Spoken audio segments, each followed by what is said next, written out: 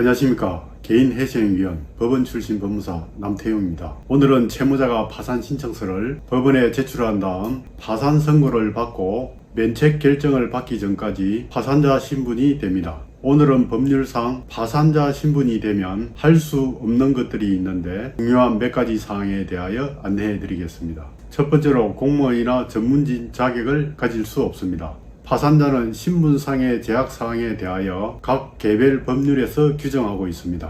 대표적으로 공무원이 될 수 없고 의사, 변호사, 공인중개사, 공인회계사, 법무사, 변리사, 보험설계사 등 자격을 취득하거나 현재 가지고 있는 전문 자격도 사용할 수가 없습니다. 일부 채권자의 경우 전문직 채무자를 골탕 먹이기 위하여 채권자가 일부러 파산 신청을 유도하는 경우도 있습니다. 아이 돌봄이나 경비원 등 광범위한 분야에서 자격이 제한됩니다. 파산 선고를 받은 후 면책을 받기까지 짧게는 4개월에서 길게는 1년이 넘는 시간이 걸리기 때문에 이 기간 동안 정말 힘든 생활을 해야 합니다. 두 번째로 채무자가 가지고 있는 재산을 처분할 수가 없습니다. 채무자가 법원에서 파산 선고를 받으면 파산 선고의 효력으로 채무자 재산에 대한 관리 처분권 파산 관제인에게 넘어갑니다. 채무자의 재산 중 부동산이나 자동차, 은행, 예금, 보험 등을 가지고 있다 하더라도 채무자가 임의로 처분을 하거나 보험 해약을 할 수가 없습니다. 파산 선고를 받으면 채무자의 모든 재산은 법원에서 모두 정리를 해서 현금으로 환가한 후에 채권자들에게 배당 절차를 통하여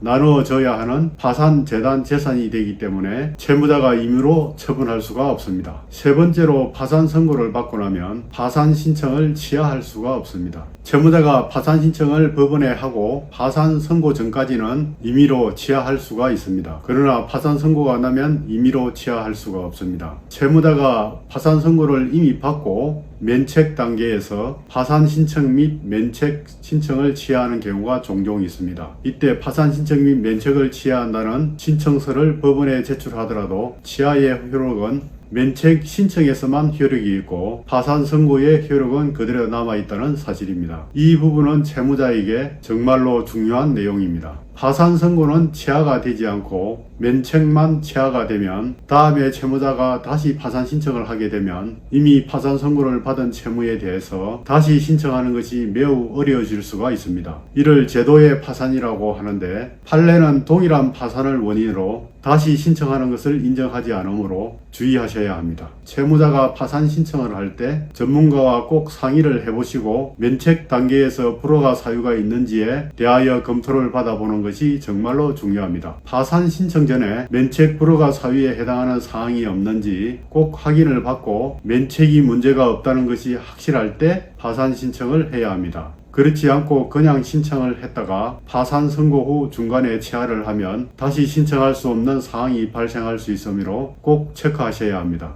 이상으로 파산 선고 후 채무자가 할 수 없는 것으로 신분상의 제약으로 인하여 공무원이나 일정한 업종에 종사할 수 없다는 점과 채무자의 재산에 대한 관리 처분권이 파산 관제인에게 넘어가 채무자가 임의로 처분할 수 없다는 점입니다. 마지막으로 중요한 사항은 파산 선고가 난 이후에는 취하를 할 수 없으므로 면책 불허가 사유가 없는지 꼼꼼하게 체크하셔야 합니다. 파산 선고 후 면책 결정이 나고 나면 모든 채무는 탕감되며 신용불량자 기록이 삭제되어 모든 은행과 신용카드를 제약 없이 사용할 수 있지만 면책이 불허가 나면 파산자로서 10년 동안 모든 권리가 제약된다는 것을 유념하시기 바랍니다. 이 내용이 조금이라도 도움이 되셨다면 구독과 좋아요 부탁드립니다.